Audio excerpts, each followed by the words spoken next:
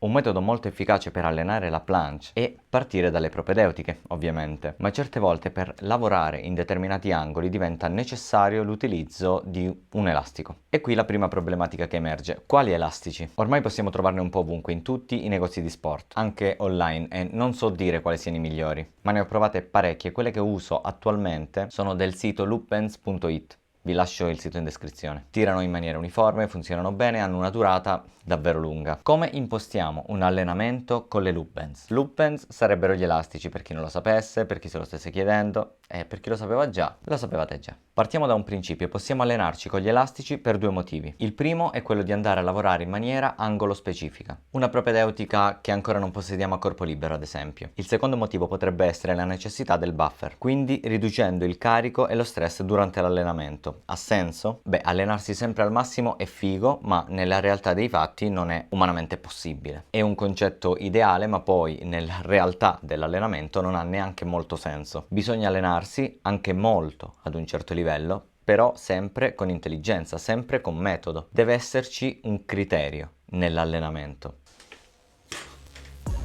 Ok, andiamo ad allenarci.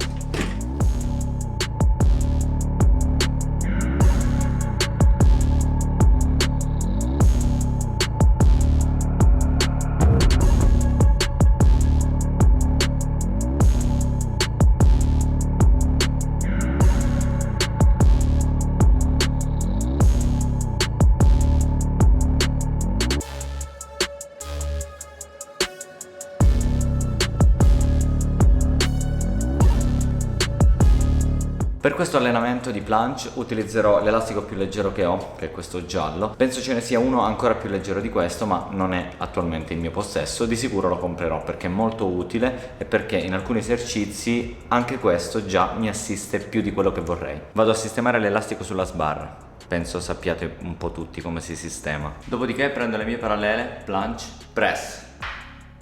E siamo pronti per queste presse. Andiamo sempre a sistemare l'elastico sulla parte bassa della vita. Dopodiché io uso un moschettone per chiudere. Così posso fare le cose in full senza dover per forza stare con il timore che l'elastico scappi.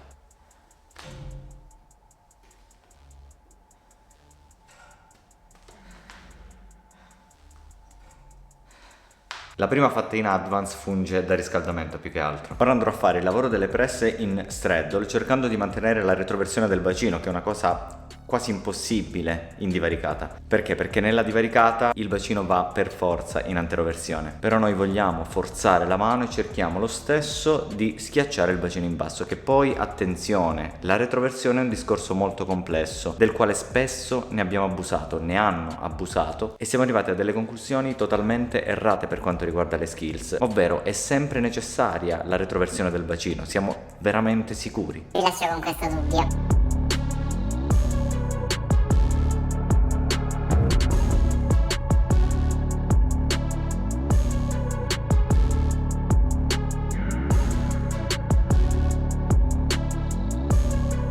Fare le cose a corpo libero può dare una certa soddisfazione, è sempre figo, però farle bene è tutta un'altra storia. L'elastico mi permette di lavorare in maniera pulita e controllata. Devo prestare meno attenzione allo sforzo e in questo modo riesco a concentrarmi maggiormente sulla tecnica.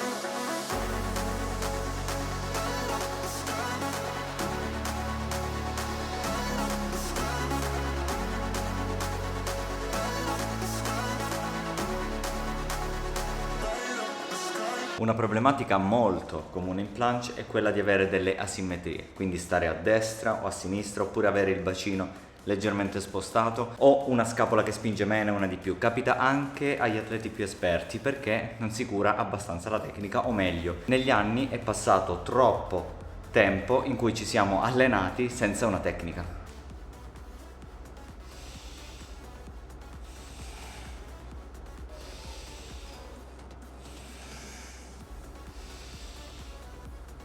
Dopo le presse in planche, che andiamo a fare con 4 serie almeno da 3-5 ripetizioni, l'importante è riuscire a rimanere fluidi, puliti e tecnici. Il secondo esercizio che andiamo a fare sono le alzate da lean. Queste servono a capire come andare ad attivare la protrazione nella maniera più giusta possibile. Vi ricordo, e non smetterò mai di dirlo, che la protrazione non è la gobba esagerata, ma è l'attivazione delle spalle e delle scapole che permettono di attivare il gran dorsale e quindi spingere meglio nella planche. Le alzate da lean ci aiutano a capire come andare in linea, come essere sempre nella linea giusta in planche. In primo luogo dobbiamo metterci nella posizione di planche lean, protrazione, spalle depresse, ci sbilanciamo in avanti, piedi puntati, bacino schiacciato.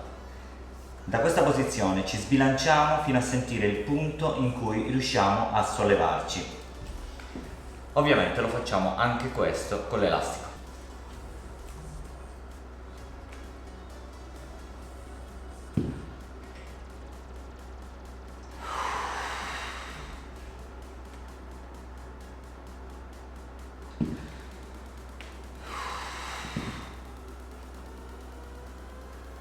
L'obiettivo di questo esercizio è sia di potenziamento e sia di tecnica, quindi serve per avere la propriocezione adeguata a capire quando siamo in linea e allo stesso tempo ad attivarci nella maniera più giusta. Anche di questo esercizio l'ideale sarebbe quello di fare almeno 4 o anche 5 round per 3 o 5 alzate. Ogni volta che andiamo ad alzare una planche manteniamo almeno 1-2 secondi il blocco.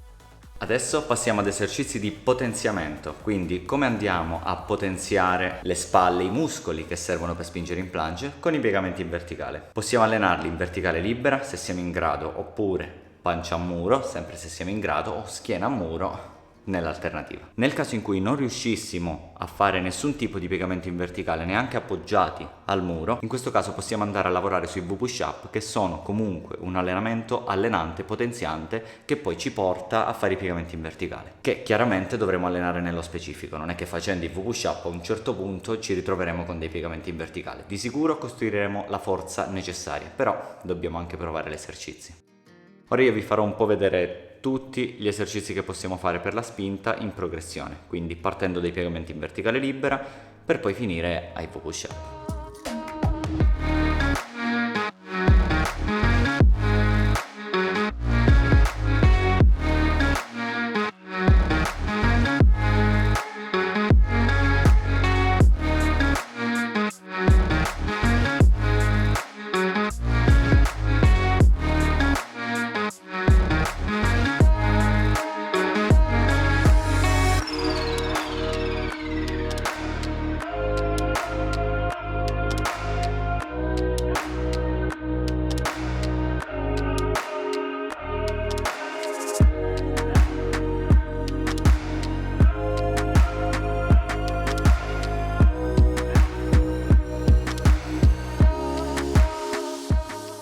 Ora, per finire col lavoro della linea, andrò a fare delle isometrie sempre con la loop band. In questo caso potete utilizzare anche un elastico che vi aiuta di più. Io continuerò ad utilizzare il giallo perché per me va già bene, mi aiuta già abbastanza. Se utilizzassi un elastico ancora più grande mi sentirei appeso praticamente.